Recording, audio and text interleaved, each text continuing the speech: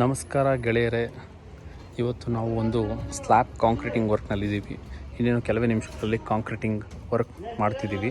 So ಈ ಒಂದು ಹಂತದಲ್ಲಿ ನಾವು ಒಂದು ಸ್ಲ್ಯಾಬ್ನಲ್ಲಿ ಯಾವೆಲ್ಲ ವಿಷಯಗಳನ್ನು ಗಮನಿಸಬೇಕು, ಆ್ಯಸ್ ಎ ಸಿವಿಲ್ ಇಂಜಿನಿಯರ್, ಒಬ್ಬ ಸಿವಿಲ್ ಇಂಜಿನಿಯರ್ ಯಾವ ಒಂದು ಕೆಲಸಗಳನ್ನು ಗಮನಿಸಬೇಕು, ಮತ್ತು ಚೆಕ್ ಲಿಸ್ಟ್ ಅಂತ ನಾವೇನು ಕರಿತೀವಿ, ಯಾವೆಲ್ಲ ವಿಷಯಗಳನ್ನು ಚೆಕ್ ಮಾಡಬೇಕು.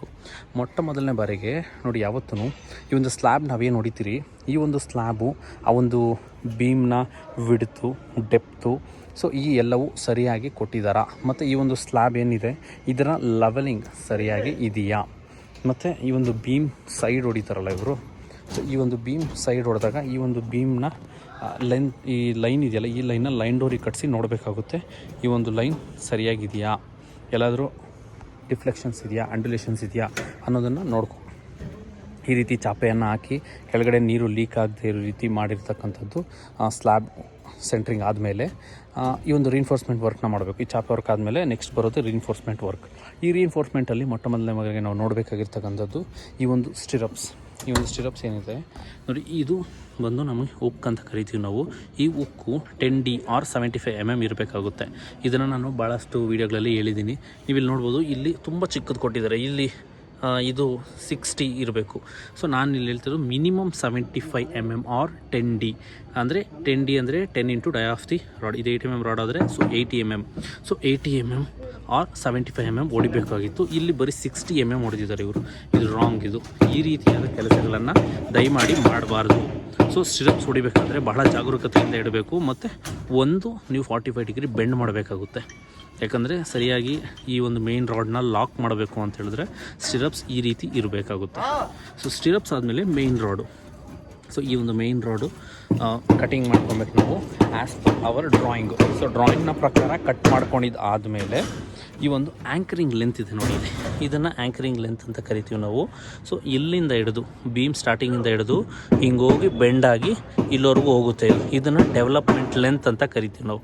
ಸೊ ಈ ಒಂದು ಆ್ಯಂಕರಿಂಗ್ ಡೆವಲಪ್ಮೆಂಟ್ ಲೆಂತು ಎಷ್ಟಿರಬೇಕು ಅಂತಕ್ಕಂಥದ್ದು ಡ್ರಾಯಿಂಗ್ನಲ್ಲಿ ಮೆನ್ಷನ್ ಆಗಿರುತ್ತೆ. ಇಲ್ಲವಾದರೆ ಆ್ಯಸ್ ಪರ್ IS 456 ನಾವು 45 to 50D ಅಂತ ತೊಗೊಬೇಕಾಗುತ್ತೆ.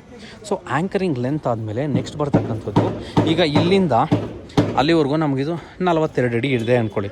ಸೊ ನಮ್ಮ ಒಂದು ರಾಡ್ನ ಲೆಂತ್ ಬಂದು ಓನ್ಲಿ 40 feet, ಅಂದರೆ 40 ಅಡಿ ಮಾತ್ರ. ಸೊ ಹಾಗಾಗಿ ಲ್ಯಾಪ್ ಹಾಕಬೇಕಾಗುತ್ತೆ ನಾವು. ಆ ಒಂದು ಲ್ಯಾಪಿಂಗ್ ಹಾಕೋ ಸಂದರ್ಭದಲ್ಲಿ ನಾವು ಒಂದು ರಾಡ್ನ ಲ್ಯಾಪ್ ಯಾವ ರೀತಿ ಮಾಡ್ತೀವಿ ಅಂತಕ್ಕಂಥದ್ದು ಬಹಳ ಮುಖ್ಯವಾದದ್ದು. ಯಾಕಂದರೆ ಲ್ಯಾಪಿಂಗ್ ಝೋನ್ ಎಲ್ಲಿ ಬರಬೇಕು, ನಾನು ನನ್ನ ಪ್ರೀವಿಯಸ್ ವೀಡಿಯೋಸಲ್ಲಿ ನಿಮ್ಗೆ ತಿಳಿಸ್ಕೊಟ್ಟಿದ್ದೀನಿ ಲ್ಯಾಪಿಂಗ್ ಝೋನ್ಸ್ ಎಲ್ಲಿ ಬರಬೇಕು ಅಂತ ಹೇಳಿ. ಡೌಟ್ಸ್ ಇದ್ದರೆ ಕೇಳಿ, ಮುಂದೆ ತಿಳಿಸ್ಕೊಡ್ತೀನಿ.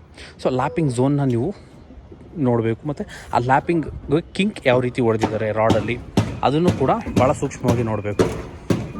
ನೆಕ್ಸ್ಟ್ ಬರೋದು ಎಕ್ಸ್ಟ್ರಾ ಬಾರ್ಸ್. ಈಗ ಮೈನ್ ರೋಡ್ ಹಾಕಿದ್ದಾರೆ, ಮೈನ್ ರೋಡಿಗೆ ಸುತ್ತಿದ್ದಾರೆ. ಇದಾದಮೇಲೆ ಎಕ್ಸ್ಟ್ರಾ ರೋಡ್ಸ್ ನೋಡಿ, ಇದು ಎಕ್ಸ್ಟ್ರಾ, ಇದು ಫಸ್ಟ್ ಲೇಯರು, ಇದು ಸೆಕೆಂಡ್ ಲೇಯರು, ಇದು ಥರ್ಡ್ ಲೇಯರು.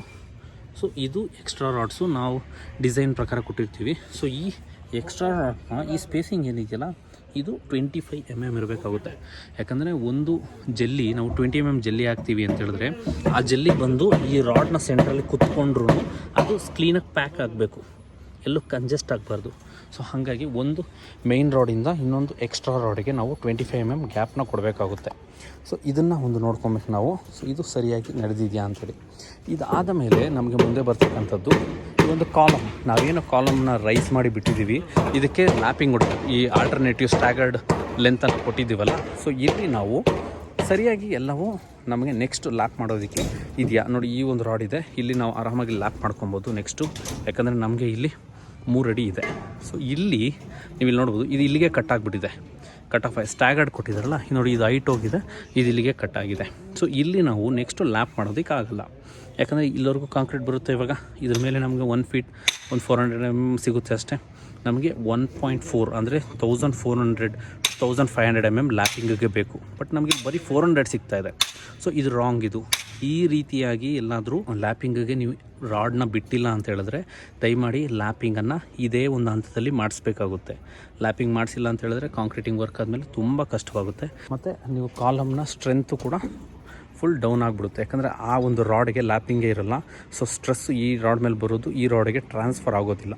ಸೊ ಆಗ ಕಾಲಮ್ನ ಒಂದು ಲೋಡ್ ಬೇರಿಂಗ್ ಕೆಪಾಸಿಟಿ ಕೂಡ ಕಡಿಮೆ ಆಗ್ತಾ ಹೋಗುತ್ತೆ.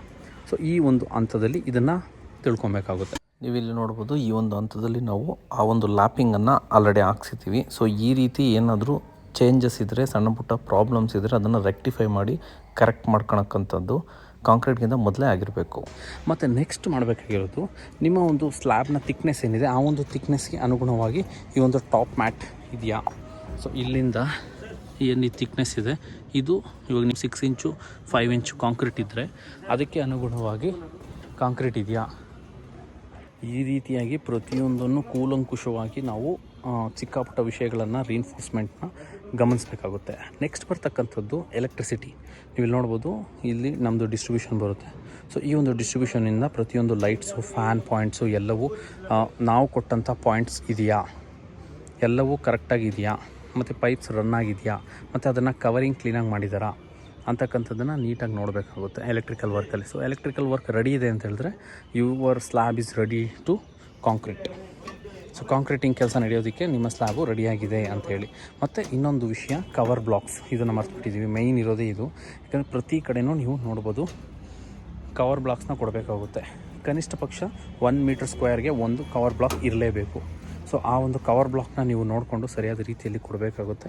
ಕವರ್ ಬ್ಲಾಕ್ಸ್ ಕೊಟ್ಟಾದಮೇಲೆ ಈ ಬೀಮ್ಸ್ ಕೆಳಗಡೆ ಏನಾದರೂ ಗಲೀಜು ಸೇರ್ಕೊಂಡಿದೆಯಾ, ಮತ್ತು ಡಸ್ಟ್ ಏನಾದರೂ ಇದೆಯಾ, ಎಲ್ಲವನ್ನು ಈ ರೀತಿಯಾಗಿ ಕಲೆಕ್ಟ್ ಮಾಡಿ ಆಚೆ ಕಡೆ ಹಾಕಬೇಕಾಗುತ್ತೆ. ಸೊ ಇದಾದ ಮೇಲೆ ನಾವು ಕಾಂಕ್ರೀಟಿಂಗ್ ವರ್ಕ್ಗೆ ಹೋಗಬಹುದು.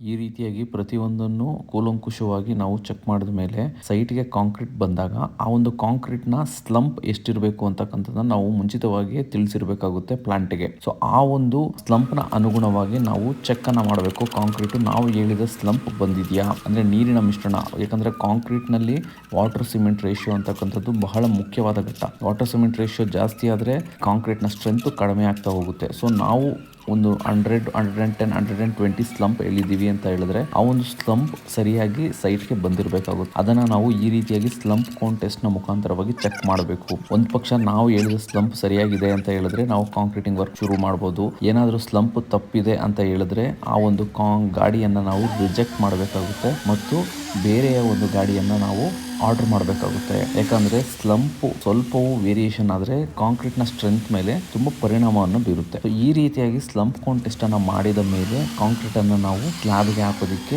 ಚಾಲುವನ್ನು ಮಾಡಬೇಕಾಗುತ್ತೆ. ಸೊ ಈ ರೀತಿ ಚಾಲು ಆದ ಕಾಂಕ್ರೀಟನ್ನು ನಾವು ಸರಿಯಾದ ರೀತಿಯಲ್ಲಿ ಕಾಂಪ್ಯಾಕ್ಟ್ ಮಾಡೋದು ಬಹಳ ಮುಖ್ಯ. ಕಾಂಕ್ರೀಟ್ನಲ್ಲಿ ಒಂದು ಸ್ಲಂಪ್ ಎಷ್ಟು ಮುಖ್ಯವೋ ವಾಟರ್ ಸಿಮೆಂಟ್ ರೇಷಿಯೋ, ಅದೇ ರೀತಿ ಆ ಒಂದು ಕಾಂಕ್ರೀಟ್ ಅನ್ನ ಕಾಂಪ್ಯಾಕ್ಟ್ ಮಾಡೋದು ಕೂಡ ಬಹಳ ಮುಖ್ಯವಾಗುತ್ತೆ. ಮೇಲೆ ನೋಡೋದಕ್ಕೆ ಅದು ಕಾಂಪ್ಯಾಕ್ಟ್ ಆಗೇ ಇರುತ್ತೆ, ಆದರೆ ಒಳಗಡೆ ಇರ್ತಕ್ಕಂಥ ಅನಿಕೋಮ್ಸು ಆ ಒಂದು ಕಾಂಕ್ರೀಟ್ ಅನ್ನ ದುರ್ಬಲಗೊಳಿಸುತ್ತೆ.